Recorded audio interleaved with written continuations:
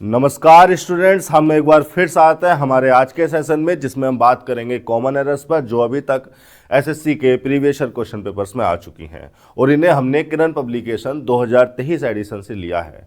अगर आपके पास दूसरे एडिशन है तो सीक्वेंस को आप अपने हिसाब से मैच कर लें। मैं फिर से आपको बता रहा हूँ, किरण पब्लिकेशन 2023 एडिशन जिस पर लिखा हुआ है 16,500 प्लस, इस बुक को हम फॉलो कर रहे हैं और इस बुक की सीक्वेंस के हिसाब से आज हम 226वें सेंटेंस पर हैं। हम इसको सिंटैक्टिकली एनालाइज करेंगे। हम देखेंगे कि सेंटेंस की स्ट्रक्चर क्या है, वो क्या सिंटैक्स वहाँ पर यूज़ किया गया है और सिमेंटिकली यानी कि किस मीनिंग को कन्वे करने के लिए सेंटेंस को लिखा या कहा गया है। सिंटैक्टिकल एनालिसिस में हम जानते हैं, हम एनालाइज करते हैं, हम देखते हैं कि जो शब्द लिखे हुए हैं, जो प्रत्येक वर्ड सेंटेंस में लिखा हुआ है, उस वर्ड का क्या फंक्शन है और उस फंक्शन के आधार पर उसे किस पार्ट ऑफ स्पीच में होना चाहिए। तो चलिए शुरू कर लेते हैं 226वें यानी कि इस वीडियो के पहले सेंटेंस से। आपके सामने एक सेंटेंस लिखा हुआ है, गलती हम ढूंढेंगे बाद में, पहले हम इसको सिंटैक्टिकली एनालाइज करते हुए चलेंगे। देखिए, आपको यहाँ पर एक आई लिखा हुआ है और आई प्रोनाउन होता है और फिर उसके बाद एंड यहाँ पर एक कंजंक्शन लगा हुआ है, फिर दूसरे प्रोनाउन को यहाँ पर जोड़ा है। एंड कंजंक्शन एक कोऑर्डिनेट नेचर का कंजंक्शन होता है, मैं यहाँ पर लिख देता हूँ। और कोऑर्डिनेट नेचर के जो कंजंक्शन होते हैं वो सारे के सारे कौन कौन से होते हैं मैंने आपको पहले ही बताए हैं। फैन, बॉयज, ठीक है, फॉर, एंड, नोर, बट, और, यट, सो, ये सारे के सारे जो कंजंक्शन होते हैं कोऑर्डिनेट नेचर के कंजंक्शन होते हैं, ये सेम ऑर्डर की, सेम रैंक की स्ट्रक्चर को जोड़ने के लिए इस्तेमाल होते हैं। इसके साथ ही ये शब्दों को भी जोड़ सकते हैं, इंडिविजुअल वर्ड को भी जोड़ सकते हैं, फ्रेजेस को भी जोड़ सकते हैं और ये क्लोजेस को भी जोड़ सकते हैं। तो एंड एक कोऑर्डिनेट नेचर का कंजंक्शन है और जो एंड का नेचर है वो सेम कोऑर्डिनेट नेचर के होने की वजह से सेम स्ट्रक्चर को वो जोड़ता है, ठीक है। अब यहां पर दो प्रोनाउन को एंड कंजंक्शन से जोड़ा गया है और दोनों ही प्रोनाउन सब्जेक्टिव केस में है। ये आई भी यहां पर सब्जेक्टिव केस में है, ही भी सब्जेक्टिव केस में है। और ये जो पूरी प्रोनाउन फ्रेज हो रही है, ये जो पूरी प्रोनाउन फ्रेज हो रही है, फ्रेज ही कहूंगा मैं इसे, ठीक है, ये जो पूरी प्रोनाउन फ्रेज हो रही है इसका फंक्शन आपको पता होना चाहिए। देखिए यहाँ पर आई और ये जो ही है, एक तो पहली बात तो सब्जेक्टिव केस में है, एक चीज़ तो आप ये सोचिए, और दूसरी चीज़ ये कि यहाँ पर ये ऑब्जेक्ट तो हो नहीं सकते थे क्योंकि ऑब्जेक्ट होने के लिए ट्रांजिटिव वर्ब होनी पड़ती। इनसे पहले कोई ट्रांजिटिव वर्ब होती तब ये ऑब्जेक्ट हो सकते थे, या कोई प्रीपोजिशन लगा होता, प्रीपोजिशन अपने बाद ऑब्जेक्ट ले लेते हैं, या फिर कोई लिंकिंग वर्ब होती तो लिंकिंग वर्ब के बाद भी ये कॉम्प्लीमेंट बन सकते थे। लेकिन यहाँ पर इनसे पहले ना कोई ट्रांजिटिव वर्ब है, ना कोई प्रीपोजिशन है, ना कोई लिंकिंग वर्ब है, तो ये ऑब्जेक्ट तो है नहीं, कॉम्प्लीमेंट भी नहीं है। यानी कि ये जो हमें दिया हुआ है सब्जेक्ट दिया हुआ है और एंड कंजंक्शन से दो पर्सनल प्रोनाउन को जोड़ा गया है, ऐसे प्रोनाउन को जोड़ा गया है जो पर्सन को रिफर करते हैं। लेकिन इनको जो जोड़ा गया है, इनका जो ऑर्डर है, जो इनकी अरेंजमेंट है वो गलत है। हम यहाँ पर आपको पता है किस अरेंजमेंट को यूज़ करते हैं, पहले हम सेकंड पर्सन को यूज़ करते हैं यानी कि सेकंड पर्सन को, फिर हम थर्ड पर्सन को यूज़ करते हैं, ठीक है। ये जो प्रोनाउन होते हैं इनको सेंटेंस में लिखने का या बोलने का एक ऑर्डर होता है कि किसको पहले रखना है, ठीक है। इस पर मैं पहले डिटेल में काफ़ी बात कर चुका हूँ और आप सभी इस बात को जानते होंगे अगर आपने बेसिक लेवल पे भी इंग्लिश को पढ़ा है। तो यहाँ तक आए हैं तो थोड़ा बहुत पढ़ के तो आए हैं, 8, 9, 10, 11, 12 में इंग्लिश पढ़ाई जाती है। तो पहले हम सेकंड पर्सन को यानी कि यू को यूज़ करेंगे, फिर हम थर्ड पर्सन को यूज़ करेंगे यानी कि थर्ड पर्सन कौन सा हो सकता है, ही हो सकता है, शी हो सकता है, ठीक है। और फिर हम फर्स्ट पर्सन को यूज़ करते हैं, ठीक है। 2, 3, 1 ये कोड बना लेते हैं बच्चे याद करने के लिए, और ये तब जब सारे के सारे सिंगुलर हो। तो यहाँ पर हमें क्या यूज़ करना चाहिए था, ही एंड आई यूज़ करना चाहिए था, ठीक है। तो यहाँ पर लिखा जाना चाहिए था, ये जो अरेंजमेंट होना चाहिए था यहाँ पर ये होना चाहिए था ही एंड आई। भाई सेकंड पर्सन तो है नहीं, लेकिन 3 और 1 तो लगाओ गई, 2, 3, 1 होता है ना, तो 2 सेकंड पर्सन तो है ही नहीं, 2, 3, 1 होता है, सेकंड पर्सन है नहीं, तो 3, 1 तो लगाओ गई। तो यहाँ पर ये इस अरेंजमेंट में आपको गलती दी गई है। और ये जो पूरा लिखा हुआ है प्रोनाउन फ्रेज यहाँ पर ये सब्जेक्ट हो रहा है, सब्जेक्ट के फंक्शन में प्रोनाउन हो गया इसका पार्ट ऑफ स्पीच और सब्जेक्ट हो गया इसका फंक्शन, ठीक है। प्लूरल हो गए तो हैव आ गया। भाई दो पर्सन को अगर आपने एंड कंजंक्शन से जोड़ दिया है तो मोर देन वन हो गए, मोर देन वन की वजह से प्लूरल हो गए और प्लूरल की वजह से हैव आ गया यहाँ पर। अब देखिए जो हैव है हेल्पिंग वर्ब भी हो सकता था, मेन वर्ब भी हो सकता था, यहाँ पर ये क्या है, यहाँ पे ऑब्वियसली ये हेल्पिंग वर्ब की तरह यूज हो रहा है। कैसे पता चला, क्योंकि सर मेन वर्ब लिखी हुई है। हेल्पिंग वर्ब मेन वर्ब की हेल्प करने के लिए आती हैं, तो उनके साथ मेन वर्ब लिखी हुई आती है, तभी वो हेल्पिंग वर्ब कही जा सकती है। ठीक है, प्रीपेयर्ड यहाँ पे वर्ब की थर्ड फॉर्म हो गई और हैव हो गया हमारा helping verb. Have plus verb की थर्ड फॉर्म वर्ब के कंप्लीशन स्टेट को दिखाने के लिए लगाई जाती है। देखिए जो परफेक्ट होता है, परफेक्ट टेंस नहीं होता, परफेक्ट वर्ब की स्टेट होती है। वो जो एक्शन है, वो जो वर्ब है, उसका कंप्लीशन हो जाता है जब वो कंप्लीट स्टेट में आ जाता है। उस कंप्लीटनेस को दिखाने के लिए हम परफेक्ट फॉर्म का यूज करते हैं, परफेक्ट स्टेट का यूज करते हैं। हैज, हैव, हैड के साथ वर्ब की थर्ड फॉर्म लगा के। बड़ी बेसिक चीजें हैं। अब देखिए जो मेन वर्ब आपके सामने लिखी हुई है, ये जो मेन वर्ब है, इसमें भी या तो ये लिंकिंग नेचर की हो सकती थी या फिर ये एक्शन नेचर की हो सकती थी। तो प्रीपेयर्ड तो आपको पता है मीनिंग से एक्शन नेचर की वर्ब है। अब आपको ये पता चल गया कि एक्शन नेचर की वर्ब है, तो अब आप देखेंगे कि ये ट्रांजिटिव नेचर की है या इनट्रांजिटिव नेचर की है। ठीक है, ट्रांजिटिव नेचर की वर्ब वो वर्ब होती हैं जो अपने बाद ऑब्जेक्ट मतलब कोई नाउन प्रोनाउन चाहती हैं अपने मीनिंग को कंप्लीट करने के लिए। इनट्रांजिटिव वर्ब में ऐसा कोई इफेक्ट नहीं होता कि उनके बाद हमें ऑब्जेक्ट यानी कि किसी नाउन प्रोनाउन को लिखने की आवश्यकता हो। तो इनट्रांजिटिव वर्ब के बाद कोई ऑब्जेक्ट यानी कि कोई नाउन प्रोनाउन आपको नहीं लिखा मिलेगा। अगर किसी नाउन प्रोनाउन को आपको जोड़ना भी है तो आपको प्रीपोजिशन लगा कर जोड़ना पड़ता है इनट्रांजिटिव नेचर की वर्ब के साथ। बेसिक सी चीजें हैं, मैं पिछली वीडियोज में काफी खोलकर ही बता चुका हूं। ठीक है, ये हो गई आपकी ट्रांजिटिव नेचर की वर्ब। प्रीपेयर्ड किया है तो किसी चीज को ही तो क्या होगा, तो ट्रांजिटिव नेचर की वर्ब है तो उसके बाद लिखा हुआ है उसका ऑब्जेक्ट। ठीक है, ये ट्रांजिटिव वर्ब और इसका ऑब्जेक्ट हो गया द लेसन। ये नाउन फ्रेज, फ्रेज ही कहूंगा मैं इसे। लेसन नाउन हो गया, द हो गया आर्टिकल। आर्टिकल सारे के सारे डिटर्मिनर ही होते हैं। ठीक है, तो डिटर्मिनर नाउन से पहले लग गया उसको डिटरमाइन करने के लिए। ये एक नाउन फ्रेज ऑब्जेक्ट बन गई उस ट्रांजिटिव वर्ब की। बेसिक सी बातें हैं। अब आगे क्या लिखा हुआ है, देखिए आगे लिखा हुआ है थोरोली। थोरोली का मतलब होता है कंप्लीटली। मैं यहां पर लिख देता हूं कंप्लीटली। ठीक है, और ये जो थोरोली होता है इसका मतलब ये होता है adverb of manner. Adverb of manner लगाए जाते हैं वर्ब के मैनर को बताने के लिए। जब कोई भी एक्शन होता है या किया जाता है तो उसका एक ढंग होता है, उसका एक मैनर होता है कि वो कैसे किया गया, किस वे में वो किया गया। तेजी से किया गया, धीरे से किया गया, पूरी तरह से किया गया, आधा अधूरा किया गया। तो ये जो वर्ड होते हैं ना, वर्ब का मैनर बताने वाले, इनको कहा जाता है एडवर्ब ऑफ मैनर। चूंकि वर्ब के बारे में बता रहे हैं तो एडवर्ब, चूंकि वर्ब का मैनर बता रहे हैं तो एडवर्ब ऑफ मैनर। तो ये जो थोरोली है ये एडवर्ब ऑफ मैनर के फंक्शन में रहता है। एडवर्ब ऑफ मैनर इसका पार्ट ऑफ स्पीच है और इसका मीनिंग होता है कंप्लीटली। अब ये एडवर्ब ऑफ मैनर लगाया गया है इस वर्ब के मैनर को बताने के लिए कि ये जो प्रीपेयर्ड किया गया है ये कंप्लीटली किया गया। ये वाला जो एक्शन हुआ है ये इस वे में हुआ है, कंप्लीट वे में हुआ है, कंप्लीटली इसको किया गया।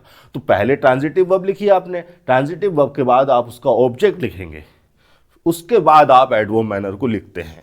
अगर आपको किसी ट्रांजिटिव वर्ब के मैनर को बताने के लिए कोई एडवर्ब मैनर लिखना है तो सबसे पहले ट्रांजिटिव वर्ब का ऑब्जेक्ट लिखो, उसके बाद एडवर्ब मैनर लिखो। अगर यहाँ कोई वर्ब इंट्रांजिटिव होती तो उसके बाद ऑब्जेक्ट तो आता नहीं, सीधे एडवर्ब मैनर आ जाता।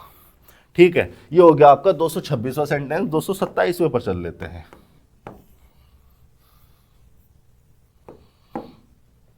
The vacancy was filled by a young scholar who had an extensible knowledge of ancient art.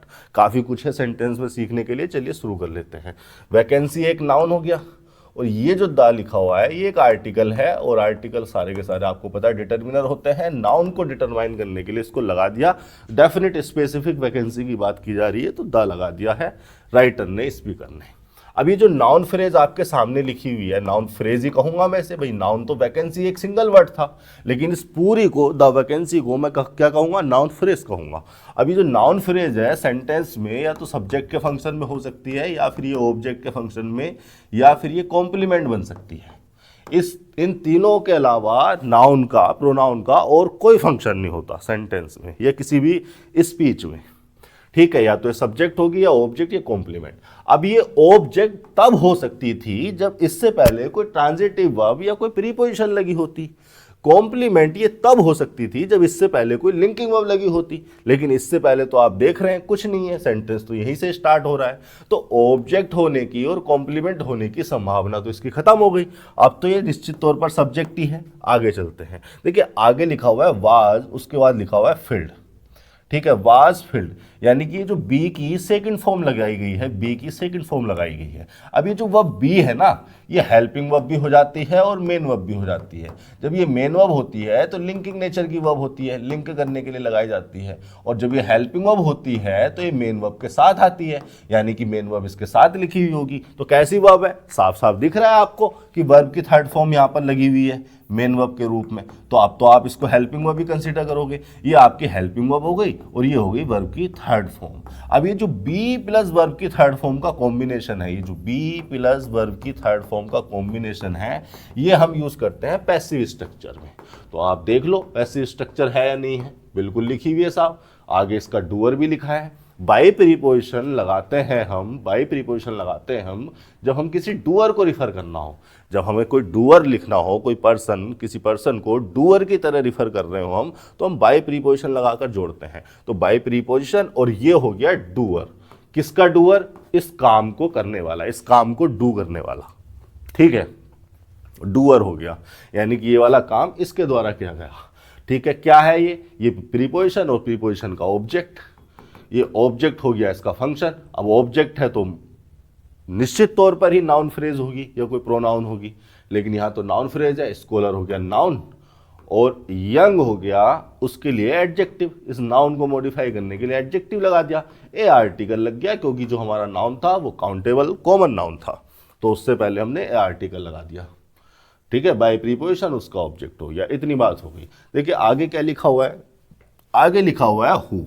अब ये जो हु वर्ड है ये प्रोनाउन है, ठीक है, फंक्शनली ये प्रोनाउन है। अब प्रोनाउन में भी ये दो तरीके से यूज हो जाता है। इंटेरोगेशन के लिए भी यूज हो जाता है, इंटेरोगेशन के लिए, ठीक है। जैसे मैं कह दूं हु आर यू, मैंने आपसे पूछा हु आर यू, तो मैं क्या कर रहा हूं, इंटेरोगेट कर रहा हूं। यहां पर जो हु है प्रोनाउन के फंक्शन में है, ठीक है। और दूसरा इसका जो फंक्शन हो जाता है प्रोनाउन होते हुए, वो ये कि ये रिलेटिव प्रोनाउन हो जाता है। रिलेटिव प्रोनाउन के फंक्शन आप जानते हैं, ना जानता हो तो मैं बता दूं कि रिलेटिव प्रोनाउन सेंटेंस में लगाए जाते हैं रिलेट करने के लिए अपने से पहले लिखे हुए एंटीसीडेंट को सबऑर्डिनेट क्लोज में, ठीक है। सबऑर्डिनेट क्लोज में रिलेट करने के लिए इस नाउन को, या कोई प्रोनाउन भी लिखा होता, अपने एंटीसीडेंट को सबऑर्डिनेट क्लोज में रिलेट करने के लिए रिलेटिव प्रोनाउन लगाए जाते हैं। और खुद रिलेटिव प्रोनाउन इस सबऑर्डिनेट क्लोज का सब्जेक्ट या ऑब्जेक्ट बन जाते हैं। उसके मीनिंग को रिलेट कर दिया, उसके मीनिंग को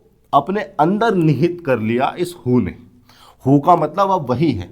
अगर ये एक सेंटेंस लिखा है, लेकिन ये एक कॉम्प्लेक्स सेंटेंस है, कॉम्प्लेक्स नेचर का है, लेकिन इसको अलग अगर दो सेंटेंस में लिखे हम, तो हु की जगह आप क्या लगाओगे, यंग स्कॉलर, क्योंकि हु उसी के लिए यूज हुआ है। तो हु ने अपने मीनिंग में उसके मीनिंग को निहित कर लिया है, ठीक है, और रिलेट कर दिया उसके मीनिंग को इस सबऑर्डिनेट क्लोज से, और खुद सब्जेक्ट ऑब्जेक्ट भी बन जाएगा इस क्लोज का, इस सबऑर्डिनेट क्लोज का। और कंजंक्शन, जब ये रिलेटिव प्रोनाउन होता है तो कंजंक्शन की भूमिका में भी आ जाता है, हमें कोई और कंजंक्शन लगाने की आवश्यकता नहीं होती है। बड़ी बेसिक सी बात है। तो यहाँ पर ये क्या बना हुआ है, सब्जेक्ट बना हुआ है या ऑब्जेक्ट बना हुआ है, भाई प्रोनाउन है, रिलेटिव प्रोनाउन है, तो कंजंक्शन के फंक्शन में तो आ गया। और इससे पहले जो एंटीसीडेंट लिखा था इसी के लिए यूज हो रहा है। लेकिन सब्जेक्ट है या ऑब्जेक्ट है, ऑफ कोर्स सब्जेक्ट है, क्योंकि आगे क्या लिखा हुआ है, आगे सीधी वर्ब लिखी हुई है। अगर ये ऑब्जेक्ट होता तो फिर सब्जेक्ट कोई और सब्जेक्ट तो होता ना सेंटेंस में, कोई और है ही नहीं। हैड मेन वर्ब हो गई आपकी, हु हो गया आपका सब्जेक्ट। सेंटेंस यहां भी सही है, कोई दिक्कत नहीं है। अब देखिए जो हैड है मेन वर्ब है यहां पर, क्योंकि इसके बाद कोई और वर्ब तो लिखी हुई है नहीं। हैव, हैज, हैड, ये हैव के ही तीनों इन्फ्लिक्शन है, और ये हेल्पिंग वर्ब भी हो सकती है, मेन वर्ब भी हो सकती है। जब हेल्पिंग वर्ब होती है तो वर्ब की थर्ड फॉर्म के साथ आती है। जब मेन वर्ब होगी तो वो हैव भी हो सकती है, हैज भी हो सकती है, हैड भी हो सकती है, टेंस के हिसाब से, स्टेट के हिसाब से, ठीक है। तो यहां पर हम वर्ब की सेकंड फॉर्म यूज कर रहे हैं, और हैव मेन वर्ब की तरह यूज हो रही है, और हैव की सेकंड फॉर्म हो गई हैड। अब जब ये मेन वर्ब होती है तो इसका मतलब होता है to own something, to possess something, है ना, कुछ रखना अपने पास। और ये होती है ट्रांजिटिव नेचर की वर्ब। ट्रांजिटिव नेचर की वर्ब मैं यहाँ पर थोड़ी सी जगह बना लेता हूँ आपके लिए। ये जो हैड है ये होती है ट्रांजिटिव नेचर की वर्ब। जैसे I have a car, I have a book, तो ट्रांजिटिव नेचर की वर्ब होती है तो इसके बाद लगता है इसका ऑब्जेक्ट। कहाँ है ऑब्जेक्ट, एन तो आर्टिकल है, ये तो ऑब्जेक्ट बन नहीं सकता। एक्सटेंसिबल तो एडजेक्टिव है, ये भी ऑब्जेक्ट नहीं बन सकता। ऑब्जेक्ट, सब्जेक्ट, कॉम्प्लीमेंट तो केवल नाउन प्रोनाउन ही हो सकते हैं। तो ये जो नाउन है ये इसका ऑब्जेक्ट है। या यूं कहिए कि ये जो पूरी की पूरी नाउन फ्रेज है, भाई पूरी की पूरी तो फ्रेज ही कहोगे, ये नाउन हो गया और इस नाउन को मॉडिफाई करने के लिए एडजेक्टिव आ गया, और ये जो एन है ये आर्टिकल लग गया इस एक्सटेंसिबल की वजह से। ए नहीं लगाया हमने, एन लगाया।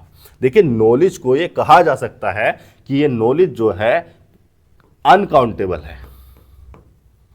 ठीक है, नॉलेज इंफॉर्मेशन तो अनकाउंटेबल होती है, और आर्टिकल हमने जो लगा रखा है वो तो नॉलेज के लिए लगा रखा है। ठीक है, अब देखिए यहां पर नॉलेज का मतलब केवल और केवल ज्ञान से नहीं है, यहां पर उस इंफॉर्मेशन से भी है। ठीक है, तो अगर उसको कोई एडजेक्टिव मॉडिफाई कर दे तो वो एक डोमेन को रिफर करने लगती है कि इस फील्ड में इतनी इंफॉर्मेशन इनके दिमाग में है, तो उस सिचुएशन में यहां पर एक आर्टिकल लगाया जा सकता है। ये बड़ी ध्यान देने वाली बात है। ठीक है, पहली चीज तो इस पर ध्यान दो आप कि अगर किसी नॉलेज को या लाइफ को, ऐसे किसी अनकाउंटेबल नाउन को कोई एडजेक्टिव मॉडिफाई कर कर उसकी डोमेन को अलग कर दे। डोमेन को अलग करने से मतलब है नॉलेज अपने आप में अनकाउंटेबल है, लेकिन हम एक्सटेंसिबल नॉलेज की बात कर रहे हैं और वो भी किसी स्पेसिफिक फील्ड में। ठीक है, तो अब हम यहां पर जो है उसको काउंटेबल की तरह ट्रीट करने लगते हैं, इसलिए हमारा ये आर्टिकल तो सही है। गलत यहां पर है एक्सटेंसिबल। एक्सटेंसिबल वर्ड को गलत या सही कहने से पहले जरा मेरी ये बातें सुनो। एक्सटेंसिबल वर्ड के बारे में चलो बात कर लेते हैं। क्या है भाई एक्सटेंसिबल, कैसे बना है? देखिए जो वर्ब होती है आपकी एक्सटेंड होती है, एक्सटेंड होती है वर्ब, है ना। और ये जो एक्सटेंड है ये ट्रांजिटिव नेचर की वर्ब है, और इसका मतलब होता है to make larger, to make bigger और लॉन्गर। टू, ऐसे लिखता हूं, to make something, to make something bigger और लॉन्गर, ये होता है इसका मतलब। ठीक है,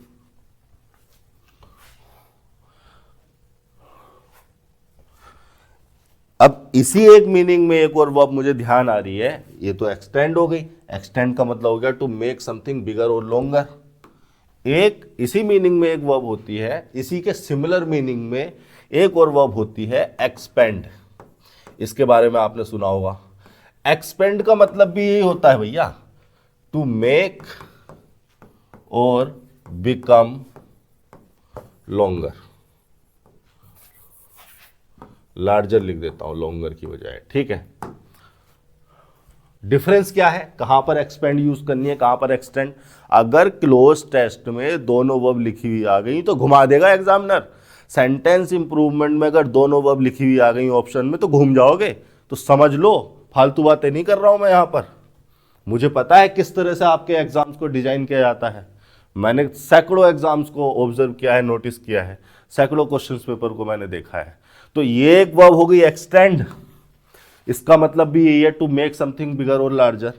एक वर्ब हो गई एक्सपेंड, टू मेक और बिकम लार्जर। देखिए पहला डिफरेंस तो इनमें यही है कि एक्सटेंड जो है ट्रांजिटिव वर्ब है, इसका मतलब इसके बाद कोई ऑब्जेक्ट लिखा होगा और आप किसी चीज को एक्सटेंड कर सकते हो। लेकिन जो एक्सपेंड है उसके मीनिंग में मेक भी है और बिकम भी है, तो ये ट्रांजिटिव नेचर की भी है और ये इंट्रांजिटिव भी है। मतलब कोई चीज खुद भी एक्सपेंड हो सकती है और आप किसी चीज को एक्सपेंड भी कर सकते हो। ठीक है, इसके बाद ऑब्जेक्ट लिखा भी आ सकता है, नहीं भी लिखा आ सकता। अगर कोई चीज खुद एक्सपेंड हो रही है तो ऑब्जेक्ट तो कोई होगा ही नहीं, उस वर्ब का इफेक्ट तो सब्जेक्ट तक ही रह गया होगा, उस चीज तक ही रह गया होगा जो चीज एक्सपेंड हो रही है। एक डिफरेंस तो यही है। दूसरा डिफरेंस में आपको जो बहुत महत्वपूर्ण है एक्सटेंड में और एक्सपेंड में, वो मैं बता देता हूं कि ये जो एक्सटेंड है ये यूनि डायरेक्शन में होती है, मतलब एक सिंगल डायरेक्शन की बात हो रही है।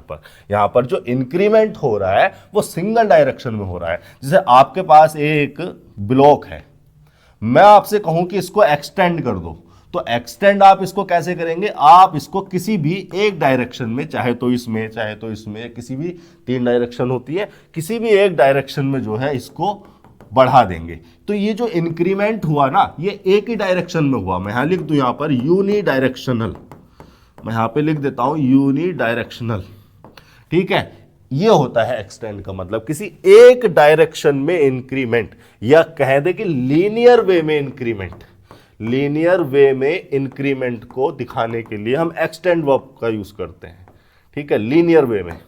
लेकिन हमारी जो दूसरी वर्ब है एक्सपेंड, इसका मतलब एक डायरेक्शन में नहीं होता, एक से ज्यादा डायरेक्शन में। जैसे आपके पास एक ब्लॉक है और मैं इसको कहूं कि आपने इसको एक्सपेंड करना है, तो एक्सपेंड करने का मतलब है कि आप इस डायरेक्शन में भी इसको बढ़ाएंगे, इस डायरेक्शन में भी इसको बढ़ाएंगे, एक से ज्यादा में बढ़ाएंगे, चाहे 2 में बढ़ा दें चाहे 3 में बढ़ा दें, ठीक है। ये आपने अगर इस ब्लॉक का ये इतना बड़ा कर दिया बढ़ाकर, तो आपने क्या किया, एक्सपेंशन किया, यानी कि इसको एक्सपेंड कर दिया।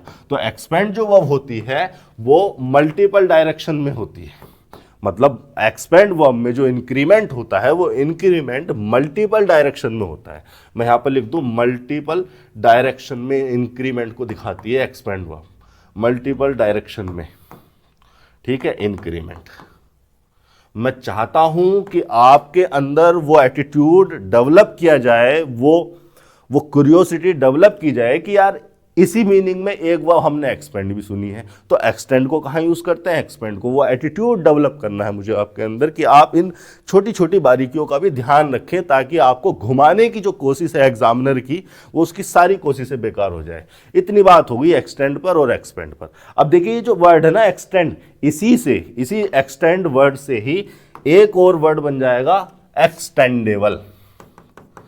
एक्सटेंडेबल, एक्सटेंडेबल का मतलब क्या है, एक्सटेंडेबल का मतलब वो जो एबल हो एक्सटेंड किया जा सके जिसको, है ना, जिसमें वो एबिलिटी हो कि जिसको एक्सटेंड किया जा सके। मैं यहां पर लिख देता हूं एक्सटेंडेबल एक एडजेक्टिव है और ये एडजेक्टिव का मतलब है एबल टू बी एक्सपेंडेड। कोई भी ऐसी चीज जिसको एक्सटेंड किया जा सकता हो उसको हम कह देंगे एक्सटेंडेबल है, ठीक है।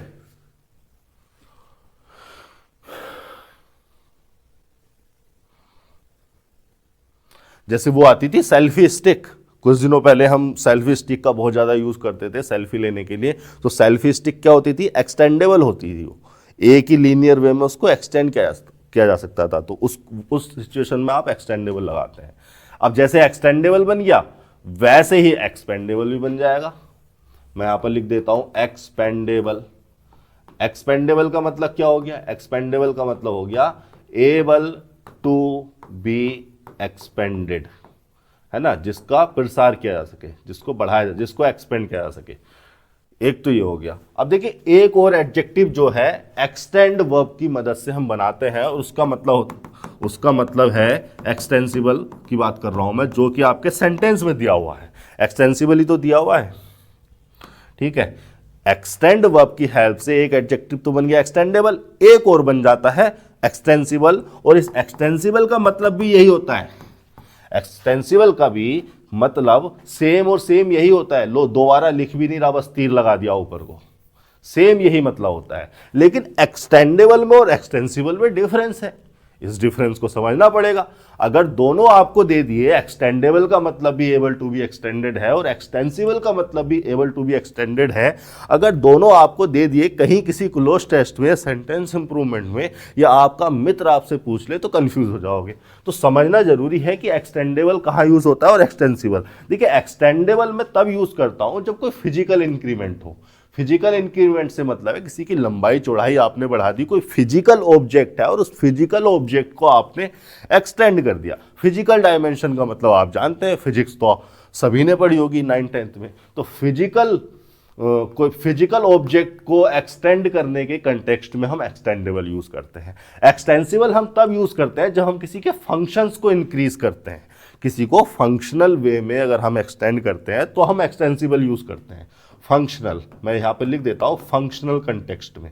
जैसे कंप्यूटर है, कंप्यूटर में आपका कोई प्रोग्राम है तो कंपनी क्या करती है, बार बार उनको अपडेट कर देती है, मतलब उनके फंक्शन को एक्सटेंड कर देती है, तो उनको कहा जाता है एक्सटेंसिबल प्रोग्राम, ठीक है। ऐसे सॉफ्टवेयर बनाए जाते हैं जानबूझकर जिनको एक्सटेंड किया जा सके, तो उनको क्या कहा जाएगा, एक्सटेंसिबल सॉफ्टवेयर है। तो ऐसा नहीं है उनकी लंबाई चौड़ाई बढ़ा दी, क्या किया, उनके फंक्शन बढ़ा दिए। तो इस मीनिंग में क्या होता है, एक्सटेंसिबल यूज होता है टेक्नोलॉजिकल कंटेक्स्ट में, ठीक है। फंक्शनली, अगर आप फंक्शनली इंक्रीमेंट को दिखाने के लिए, ठीक है, फंक्शनली इंक्रीमेंट हो, या यहां पर मैं लिख दूं टेक्नोलॉजिकल कंटेक्स्ट में, ज्यादा ही आपको इसका यूज मिलेगा टेक्नोलॉजिकल कंटेक्स्ट में, राइटिंग को जरा माफ करना मेरी। ये हो गया एक्सटेंडेबल, ये हो गया एक्सटेंसिबल। एक और एडजेक्टिव है जो एक्सटेंड वर्ब का यूज करके बनाया जा सकता है और वो है आपका एक्सटेंसिव। एक्सटेंसिव, एक्सटेंसिव का मतलब क्या होता है गुरुजी? एक्सटेंसिव का मतलब होता है भैया, एक्सटेंसिव मैंने यहां पर लिखा है, स्पेलिंग पे ध्यान देना। एक्सटेंसिव का मतलब होता है covering a large area, range, amount, detail of something. ठीक है, अगर आप किसी को कह रहे हो एक्सटेंसिव, अगर आपने किसी भी चीज को, आपने एक जमीन देखी, आपने एक जमीन देखी और जमीन देख के आपने उसको क्या कहा? Extensive land. आपने क्या किया? एक्सटेंसिव लैंड एरिया बोल दिया। तो आपका मतलब क्या है कि वो लार्ज एरिया को कवर कर रही है। ठीक है, बहुत ज्यादा है वो। ठीक है, तो एक्सटेंसिव इस मीनिंग को कन्वे करता है। डिटेल भी आ जाती है इसमें। अगर आपने एक किताब देखी, ठीक है, उस किताब में बहुत ज़्यादा डिटेल में चीज़ों को समझाया गया है, तो आप क्या कहेंगे? एक्सटेंसिव कह देंगे उसको कि एक्सटेंसिव बुक है। ठीक है, या जो इसमें चीज़ें बताई गई हैं वो एक्सटेंसिव नॉलेज है। इतनी बात हो गई। तो अब आपके जो सेंटेंस है आप जरा देखिए, तो सेंटेंस में आपको एक्सटेंड से रिलेटेड कौन सा वाला एडजेक्टिव लगाना है? एक्सटेंड से रिलेटेड यहां पर कौन सा वाला एडजेक्टिव लगाना था? क्या किसी ऐसी नॉलेज की बात की जा रही है जिसको एक्सटेंड किया जा सके फंक्शनल वे में, या ऐसी नॉलेज की बात की जा रही है जो कि बहुत ज़्यादा डिटेल में हो, बहुत ज़्यादा अमाउंट में हो? ज़्यादा अमाउंट को रिफर किया जा रहा है कि उसको एंशिएंट आर्ट की बहुत ज़्यादा नॉलेज है। तो एक्सटेंसिबल का क्या करना है? आपको एक्सटेंसिव कर देना है। ठीक है, an extensive knowledge of ancient art में फिर बता रहा हूं, एन आर्टिकल यहां पर सही हो जाएगा अगर हम नॉलेज, लाइफ, डेथ, ऐसी चीजों को जो कि अनकाउंटेबल है, एब्स्ट्रैक्ट है, अगर ऐसी चीजों को भी हम एडजेक्टिव लिख के स्पेसिफाई करने की कोशिश करते हैं तो वो एक डोमेन को रिफर करने लगती हैं। उस डोमेन के कंटेक्स्ट में हम यहां पर आर्टिकल लगा सकते हैं। ठीक है, ओके, इतनी बात हो गई कि यहाँ पर ये गलती थी आपने, एक्सटेंसिव यहाँ पर इस नाउन को मॉडिफाई करने के लिए आएगा, आर्टिकल वो सही हो गया। ऑफ प्रीपोजिशन लगाया है और इस प्रीपोजिशन के बाद लगा हुआ है इसका ऑब्जेक्ट, एंशिएंट आर्ट। ठीक है, आर्ट हो गया नाउन और एंशिएंट लग गया उसके लिए एडजेक्टिव, आर्ट नाउन के लिए। तो प्रीपोजिशन और प्रीपोजिशन का ऑब्जेक्ट, ये जो प्रीपोजिशनल फ्रेज है ये इस नॉलेज नाउन के लिए आई है, तो ये प्रीपोजिशनल फ्रेज हो गई एडजेक्टिव फ्रेज। ठीक है, ये पता है आपको कि जो प्रीपोजिशनल फ्रेजेस हैं वो एडजेक्टिव या एडवर्ब के फंक्शन में होती हैं। प्रीपोजिशनल फ्रेज तो उनको कह दिया जाता है क्योंकि प्रीपोजिशन से जोड़ के बनी है। ये हो गया आपका 227वां सेंटेंस। 228वें पर चल लेते हैं। This novel of Sheldon is more interesting than any other novel. ठीक है, नॉवल यहां पर लगा हुआ है नाउन, दिस हो गया इसके लिए डिटर्मिनर। ठीक है, और ये जो नाउन फ्रेज है सब्जेक्ट के फंक्शन में है, ऑब्जेक्ट और कॉम्प्लीमेंट होने का तो स्कोप ही नहीं। ऑफ शेल्डन, ऑफ यहाँ पर प्रीपोजिशन लग गया और प्रीपोजिशन के बाद आ गया इसका ऑब्जेक्ट यानी कि शेल्डन। अब ये जो प्रीपोजिशनल फ्रेज है ये किस लिए लगाई गई है? इस नोवेल नाउन के लिए। तो नाउन के लिए अगर आई है तो आप इसको एडजेक्टिव फ्रेज ही कंसीडर करेंगे। नाउन के लिए लगाया जाने वाला कोई भी वर्ड, कोई भी फ्रेज, कोई भी क्लोज एडजेक्टिव ही कही जाएगी। तो ये हो गई एडजेक्टिव फ्रेज। सब्जेक्ट क्या हो रहा था हमारा? सब्जेक्ट हो रहा था दिस नोवेल, जो कि सिंगुलर था, सिंगुलर था, काउंटेबल था, तो उसके हिसाब से इज लग गया। बिल्कुल सही है, कोई दिक्कत नहीं है। इज यहां पर देखिए हेल्पिंग वर्ब की तरह यूज हो रही है या मेन वर्ब की तरह यूज हो रही है। इतनी बात अगर आप बता दो ना तो मैं समझ जाऊं कि आप मेरी बातों को पकड़ रहे हो। देखो, अगर हेल्पिंग वर्ब होगी इज तो मेन वर्ब के साथ यूज होगी, और मेन वर्ब होगी तो लिंकिंग नेचर की वर्ब होगी। अब आप में से कोई ये कह सकता है कि सर ये जो इंटरेस्ट है इसको वर्ब की आईएनजी फॉर्म मान लो और इज को हेल्पिंग वर्ब मान लो, और बीच में जो मोर है सर ये तो एडवर्ब है, ये तो वर्ब के लिए भी आ सकता है। एक दूसरा बच्चा जो ज्यादा दिमाग लगा रहा है वो ये कह सकता है कि सर इज को आप मेन वर्ब मानो, लिंकिंग वर्ब, और चूंकि ये लिंकिंग वर्ब हो गई तो इसके बाद आएगा एक कॉम्प्लीमेंट उस सब्जेक्ट के लिए, और कॉम्प्लीमेंट तो सर एडजेक्टिव भी हो सकते हैं। तो इस वर्ब की आईएनजी फॉर्म को आप सर एडजेक्टिव की तरह कंसीडर करो, और ये एडजेक्टिव हो गया, वर्ब की आईएनजी फॉर्म एडजेक्टिव हो सकती है। जैसे मैं लिख सकता हूं इंटरेस्टिंग मूवी, मैं यहां पर लिख सकता हूं इंटरेस्टिंग मूवी या पर्सन या स्टोरी। तो इंटरेस्टिंग क्या हो गया इस मूवी के लिए? नाउन हो गया। ये मूवी, पर्सन, स्टोरी नाउन हो गया, इंटरेस्टिंग एडजेक्टिव हो गया। तो दूसरा बच्चा ये कह सकता है कि सर इसको लिंकिंग वर्ब मानो और ये कॉम्प्लीमेंट हो गया इंटरेस्टिंग उस नॉवल के लिए, वर्ब के आईएनजी फॉर्म एडजेक्टिव, और ये जो मोर है ना सर, ये एडवर्ब हो गया इस एडजेक्टिव के लिए। तो कौन से वाले बच्चे की बात सही लग रही मुझे? कौन सा वाला बच्चा सही से बता रहा है सिचुएशन को? मैं बताता हूं। देखिए जो इंटरेस्टिंग है ना, अगर आप इसको हेल्पिंग वर्ब मान लोगे, यानी कि पहली वाली सिचुएशन को सही मानोगे, इसको आप हेल्पिंग वर्ब मान लोगे, तो ये जो इंटरेस्टिंग है जिसको आपने मेन वर्ब बना दिया, वर्ब के आईएनजी फॉर्म को जो आपने मेन वर्ब बना दिया इंटरेस्टिंग को, ये जो इंटरेस्टिंग है ये ट्रांजिटिव नेचर की वर्ब है। अब ट्रांजिटिव नेचर की वर्ब है तो इसके बाद इसका ऑब्जेक्ट चाहिए होता है, और ऑब्जेक्ट यहां पर आपने कोई लिख नहीं रखा। तो बेहतर यही है कि आप इसको मेन वर्ब की तरह कंसीडर ना करें, आप इसको नॉन फाइनाइट वर्ब यानी कि प्रेजेंट पार्टिसिपल, यानी कि इसको आप एडजेक्टिव मान के कंसीडर करें। देखिए फर्क जरा सा है, कई ग्रामरियन तो प्रेजेंट पार्टिसिपल को, एडजेक्टिव को मेन वर्ब की तरह कंसीडर करने लगते हैं, और यहां पर देखिए इस सिचुएशन में वर्ब की ING form as a main verb और वर्ब की ING form as a present participle adjective दोनों सिमिलर हो जाते हैं। अगर आपके साथ इज लिंकिंग वर्ब है, इज अगर आपकी लिंकिंग वर्ब है, यानी कि आपने जो लिंकिंग वर्ब लगाई है वो बी की फॉर्म अगर लगाई है, तो बी की फॉर्म के साथ प्रेजेंट पार्टिसिपल मेन वर्ब की तरह ट्रीट होने लगता है, मेन वर्ब की तरह काम करने लगता है। कोई स्टूडेंट इसको मेन वर्ब बोल के आगे बढ़ जाएगा, गलती कर दी उसने, लेकिन आप उसको कुछ कह नहीं पाओगे क्योंकि डिफरेंस जो है बहुत ही जरा सा हो गया। लेकिन इसी बी की जगह अगर मैं यहां पर लिख देता सीम्स, सीम्स भी एक लिंकिंग नेचर की वर्ब है, तो सीम्स अगर मैं लगा देता तो अब सीम्स के साथ अब इसको आप वर्ब किया, इसको अब मेन वर्ब नहीं कह सकते।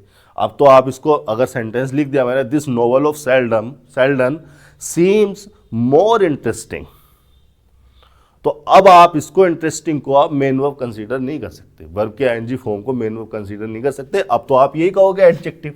तो वो जो डिफरेंस है ना वो बी की फॉर्म के साथ, यानी कि वर्ब की ING form as a present participle non finite verb और वर्ब की ING form as a main verb, इन दोनों के बीच का डिफरेंस बहुत ही जरा सा हो जाता है, लगभग खत्म हो जाता है अगर आपकी लिंकिंग वर्ब बी की फॉर्म है तो इस चीज को जरा ध्यान में रखिए।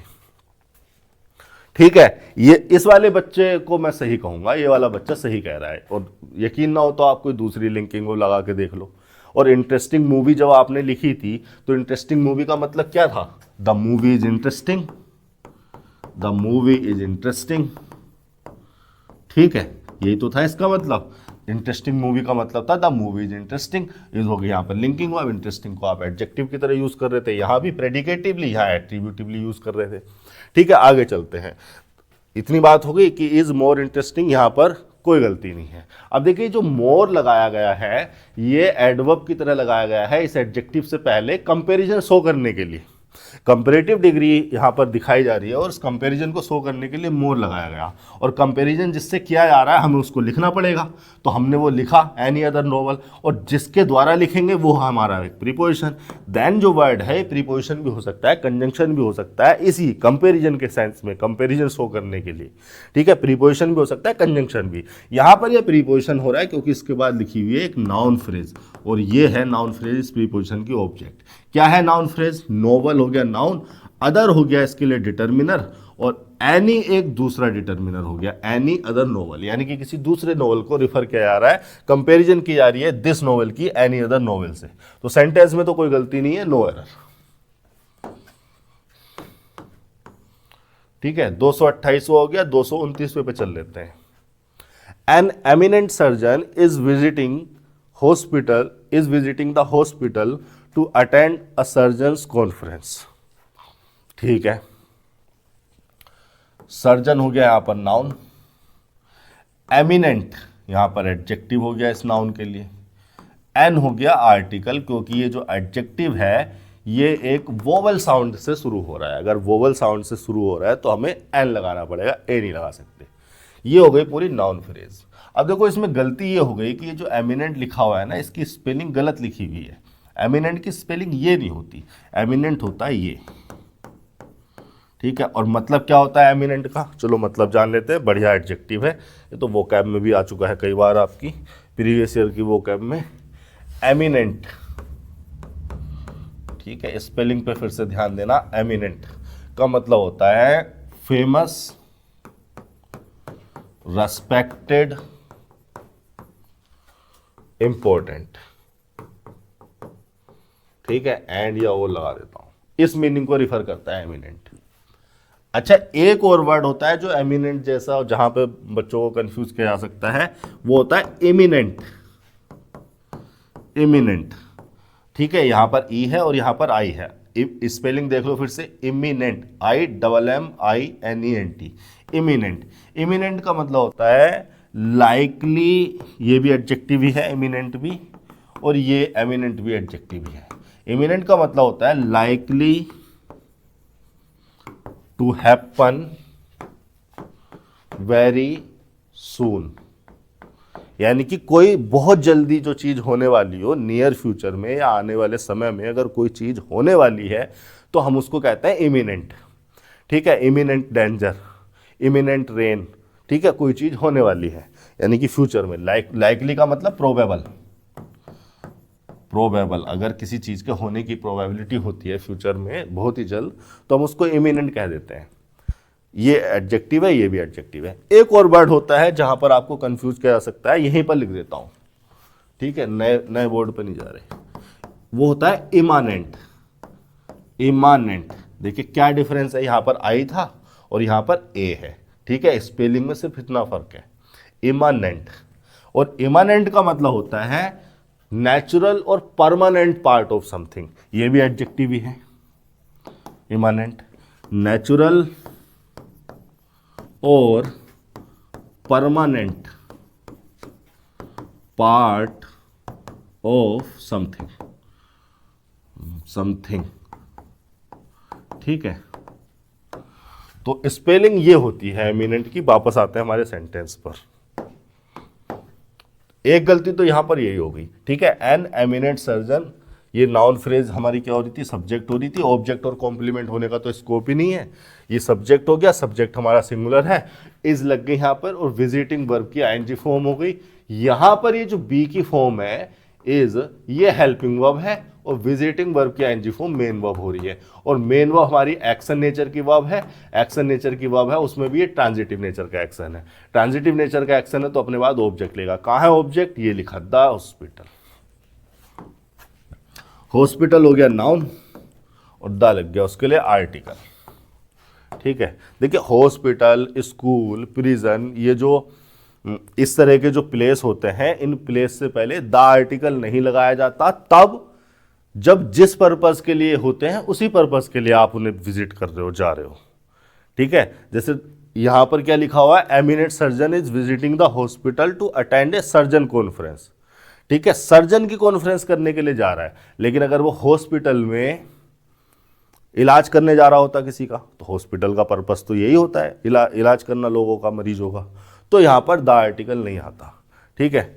ये प्रोफेशनल जितनी भी बिल्डिंग होती है ध्यान रखना, यहां पर लगाया जाना चाहिए, क्योंकि हॉस्पिटल को हमने उसके फंक्शन में, उसका जो हॉस्पिटल का फंक्शन होता है उस फंक्शन के कंटेक्स्ट में हमने उसको रिफर नहीं किया। हम तो कॉन्फ्रेंस को अटेंड करने के लिए जा रहे हैं, मतलब वो तो सर्जन तो कॉन्फ्रेंस को अटेंड करने के लिए जा रहा है।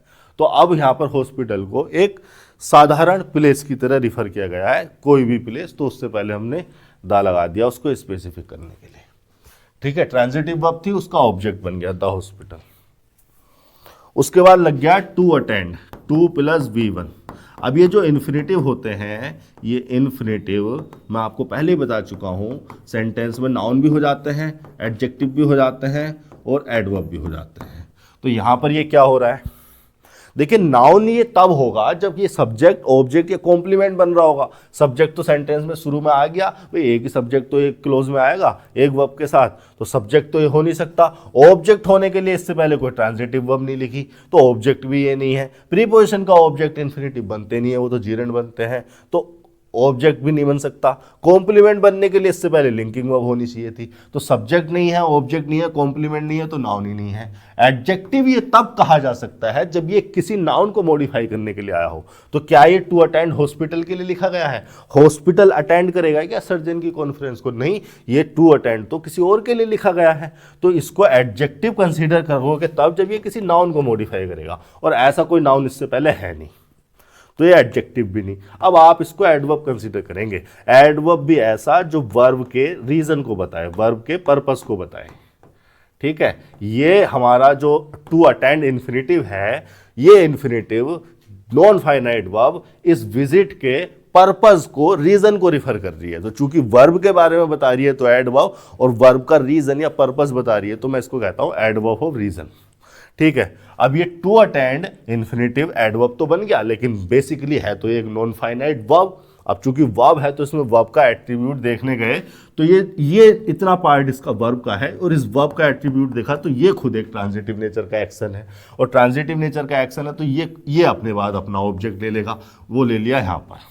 अब देखो, ट्रांजिटिव वर्ब हो गया अटेंड, और उसका ऑब्जेक्ट हो गया ये नाउन फ्रेज। एक नाउन फ्रेज लिखी हुई है,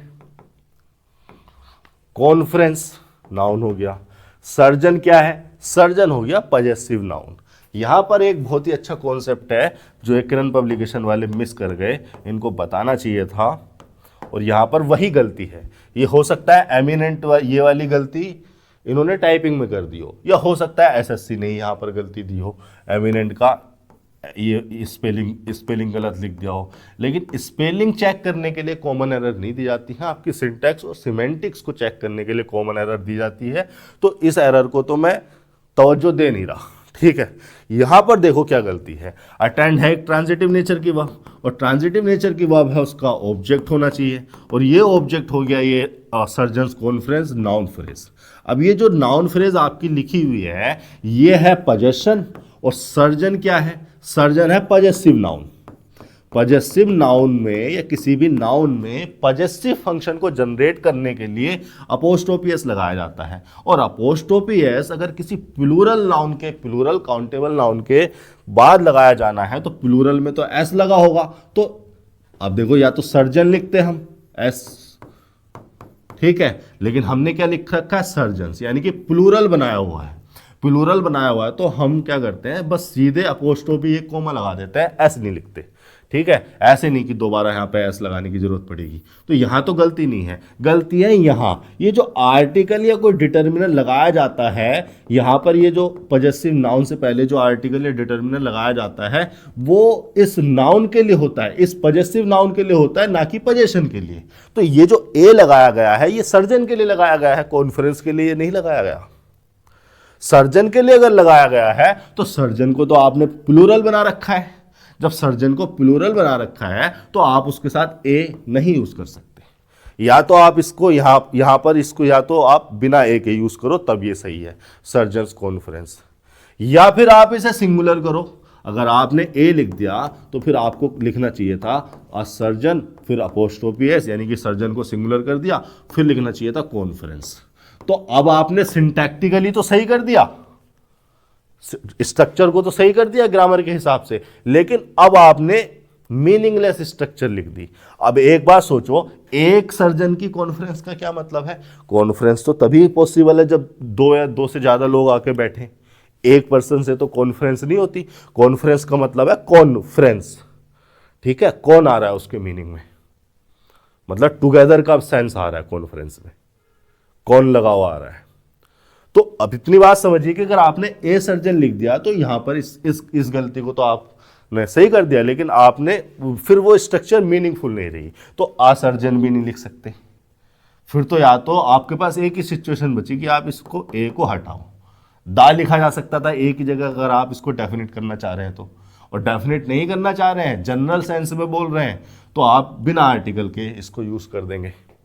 एक तो ये कर सकते थे, लेकिन अब इतनी बात मैं बता रहा था। एक स्टूडेंट ने मुझसे सवाल पूछा कि सर अगर हमें इस कॉन्फ्रेंस के लिए, चूंकि कॉन्फ्रेंस भी एक काउंटेबल नाउन है, अगर हमें इस कॉन्फ्रेंस के लिए कोई आर्टिकल यूज करना है तो हम कैसे करेंगे?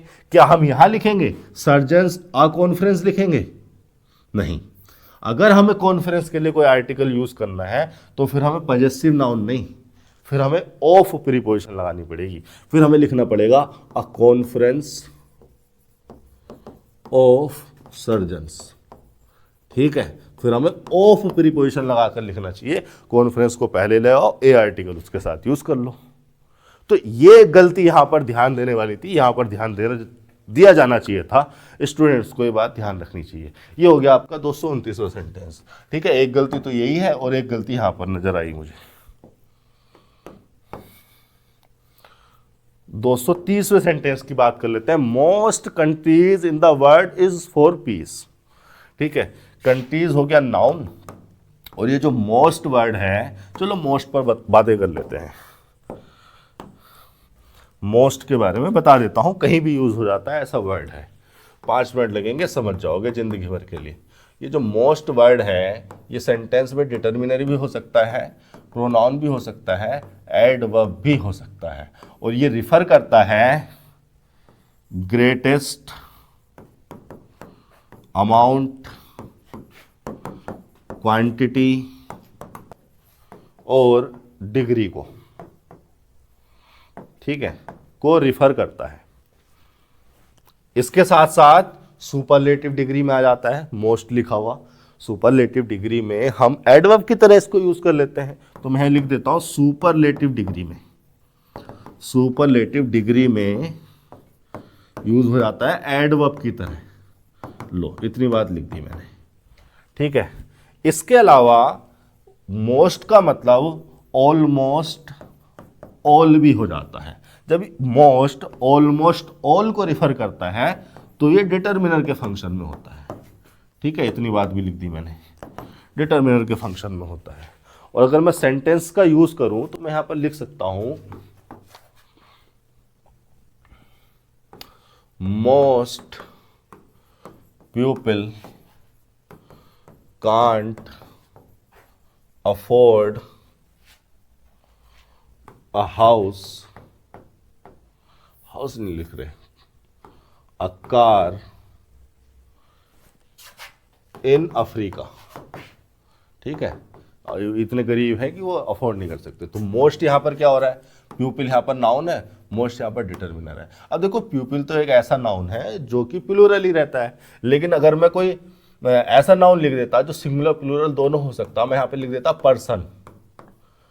तो मोस्ट अगर लगा है तो डिटर्मिनर है, और डिटर्मिनर है तो किसको रिफर कर रहा है, ऑलमोस्ट ऑल को रिफर कर रहा है। ऑलमोस्ट ऑल को रिफर कर रहा है तो ये क्या होना चाहिए, मोर देन वन होना चाहिए भाई। ऑल का मतलब तो मोर देन वन ही होगा। तो यहां पर क्या हो जाना चाहिए, काउंटेबल है तो पर्सन्स हो जाना चाहिए। तो मोस्ट के साथ हमेशा ही आप अगर उसको डिटर्मिनर की तरह यूज कर रहे हैं और काउंटेबल नाउन है, अनकाउंटेबल है तो कोई दिक्कत नहीं है, लेकिन अगर काउंटेबल नाउन है तो आप प्लूरल यूज करिए। ठीक है, most persons can't afford A car in Africa, ये एक यूज हो गया। जैसे मैं यहां पे लिख सकता हूं मोस्ट, इसी सेंटेंस को मैं ऐसे भी लिख सकता था, मोस्ट ऑफ द पीपल, ठीक है, can't afford a car in Africa. ठीक है, तो यहां पर मोस्ट को क्या बना दिया मैंने, प्रोनाउन बना दिया। भाई यही तो हो रहा है सब्जेक्ट आपके उस मेन वर्ब का, कांट अफोर्ड का। ये जो प्रेडिकेट लिखा हुआ है इसका सब्जेक्ट क्या है, मोस्ट है। ओ द प्यूपिल तो ऑफ प्रीपोजिशन का ऑब्जेक्ट है। ठीक है, ये ऑफ प्रीपोजिशन होगा, इसका ऑब्जेक्ट हो गया। तो मोस्ट अगर यहां पर सब्जेक्ट के फंक्शन में तो वो निश्चित तौर पर ही प्रोनाउन ही होगा। तो इसी मीनिंग में प्रोनाउन भी हो सकता है। मोस्ट ऑफ द प्यूपिल का मतलब ऑलमोस्ट ऑल प्यूपिल। ठीक है, यहां पर लिख देता हूं डिटर्मिनर के फंक्शन में या प्रोनाउन के फंक्शन में, दोनों आ जाएंगे। आप ऐसे भी लिख सकते हो, सुपरलेटिव डिग्री में तो आप यूज करते हो, she is the most attractive woman in the party. किसी लड़की को देख के आप ये अक्सर बोलते हो, she is the most attractive woman in the party. तो अट्रैक्टिव क्या हो गया, वुमन क्या हो गया, वुमन हो गया नाउन, अट्रैक्टिव इस वुमन नाउन के लिए एडजेक्टिव लग गया, मोस्ट एडवर्ब लग गया इस अट्रैक्टिव के लिए। और चूंकि सुपरलेटिव बना दिया आपने तो वो तो एक डेफिनेट हो गई, स्पेसिफिक हो गई, तो आपने द आर्टिकल लगा दिया उस वुमन के लिए, उसकी डेफिनेटनेस को दिखाने के लिए। इस तरीके से यूज हो जाता है। इसके अलावा आप ऐसे भी लिख सकते हो भाई, सुपरलेटिव डिग्री में तो मोस्ट एडवर्ब की तरह यूज हो ही जाता है, लेकिन आपने जैसे एक सेंटेंस लिखा, टाइम इज मोस्ट प्रीसियस, ठीक है, तो यहां पर प्रीसियस क्या है, नाउन तो है नहीं, एडजेक्टिव है, ठीक है, और मोस्ट क्या हो गया, एडवर्ब हो गया इस एडजेक्टिव के लिए। तो यहाँ पर कोई सुपरलेटिव डिग्री को रिफर नहीं किया जा रहा है, लेकिन फिर भी आपने मोस्ट को एडवर्ब की तरह यूज किया ग्रेटेस्टनेस दिखाने के लिए, ठीक है, ग्रेटेस्ट अमाउंट या क्वांटिटी या डिग्री को रिफर करने के लिए मोस्ट को आपने एडवर्ब की तरह यूज कर लिया। ये इतने यूजेस हो गए मोस्ट के। वापस आते हैं सेंटेंस पर, तो यहाँ पर क्या लिखा हुआ आपके सामने, कंट्रीज प्लूरल में लिखा हुआ है, काउंटेबल, और मोस्ट को डिटर्मिनर की तरह यूज किया जा रहा है। और ये जो पूरी नाउन फ्रेज है, ये हो गया आपका सब्जेक्ट, ऑब्जेक्ट और कॉम्प्लीमेंट होने का तो यहाँ पर हिसाब नहीं था। In the word, in preposition हो गई, और प्रीपोजिशन के बाद लगा उसका ऑब्जेक्ट। और ये जो प्रीपोजिशनल फ्रेज है किसके लिए लगाई गई है, कंट्रीज नाउन के लिए लगाई गई है। तो नाउन के लिए अगर लगाई गई है तो ये हो गई एडजेक्टिव फ्रेज, इसका ये फंक्शन पता चल गया। अब देखो, मोस्ट कंट्रीज वहां पर लिखा है, कंट्रीज प्लूरल है, डिटर्मिनरी ऐसा था, तो यहां पर इज नहीं आर होना चाहिए, ठीक है, और आर यहां पर मेन वर्ब है। बी की फॉर्म को यूज किया गया है, और बी एक लिंकिंग वर्ब है जब वो मेन वर्ब होती है। और मेन वर्ब है कैसे पता चला, क्योंकि कोई दूसरी वर्ब तो है नहीं जिसकी हेल्प करने के लिए आ सकती थी, तो हेल्पिंग वर्ब तो उसको माना ही नहीं जा सकता, मेन वर्ब ही कंसीडर करना पड़ेगा। 4 हो गई प्रीपोजिशन, और प्रीपोजिशन के बाद उसका ऑब्जेक्ट बन गया। अब ये देखिए, ये जो प्रीपोजिशनल फ्रेज है, ये प्रीपोजिशनल फ्रेज कॉम्प्लीमेंट हो गई, क्योंकि प्रीपोजिशनल फ्रेज एडजेक्टिव बन जाती हैं तो वो कॉम्प्लीमेंट भी बन सकती हैं, ठीक है। Most countries in the world are for peace, तो यहां पर ये गलती थी। ये हो गए आपके 203 सेंटेंसेस। इसी तरह से हम डिस्कस करते रहेंगे जब तक हम किरण पब्लिकेशन को ख़त्म नहीं कर लेते। दूसरे सेशन भी जो है धीरे धीरे डाले जा रहे हैं। अगर आपको किसी भी सेंटेंस से रिलेटेड कोई भी प्रॉब्लम हो तो बेझिझक आप कमेंट सेक्शन में लिख सकते हैं, मुझे बड़ी खुशी होगी आपको उत्तर देने में। आज के लिए इतना ही, धन्यवाद।